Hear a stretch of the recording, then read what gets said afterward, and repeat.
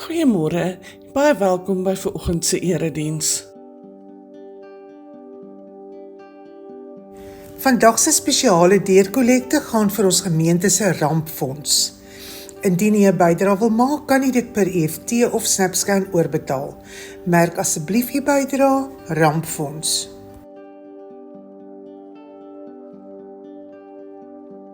Maandagmiddag om 5:00 oefen die koor by die kerk en woensdagoggend om 10:00 is dit die gewone voorbidding by die kerk. Dominee Wian Lou sal met verlof wees vanaf 27 November tot en met 21 Desember en ons vra dat die gemeente sy verloftyd asseblief sal respekteer. Ben en Dionie Jansen van Rensburg van Strandveld Singel 49 in Ellenrust het oorgekom vanaf Montetjie gemeente. Baie welkom julle.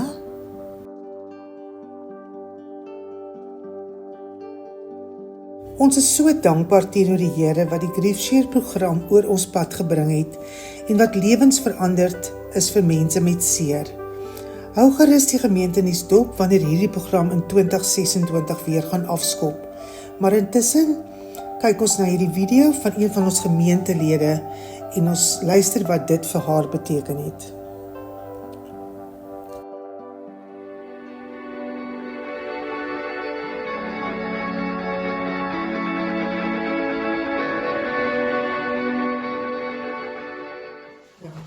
Goeiemôre, ek is Rita Gous.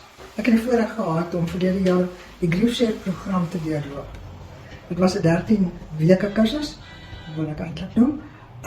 En aanvanklik was ek bietjie onseker oor hoe ek die ding moet benader. Vir my gevoel, ek is okay.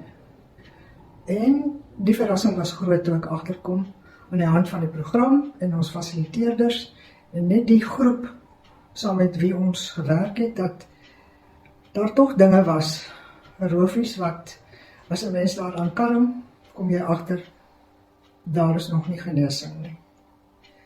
Maar die omstandighede, die milieu waarin ons bevind het ons, dink ek, almal veilig laat voel, om daaraan te werk, en om dieper te kyk, en om weer te besef dat ek kan weer heel word. Hierdie is nie die einde van die pad nie. Dit is net 'n nuwe hoofstuk. Soos ek nou terugkyk oor Griefshare, dan kan ek sien dat daar baie genesing gekom het. En dat ek nou weer reg is, gereed is vir die nuwe normaal. En ek wil jou graag aanmoedig, probeer Griefshare.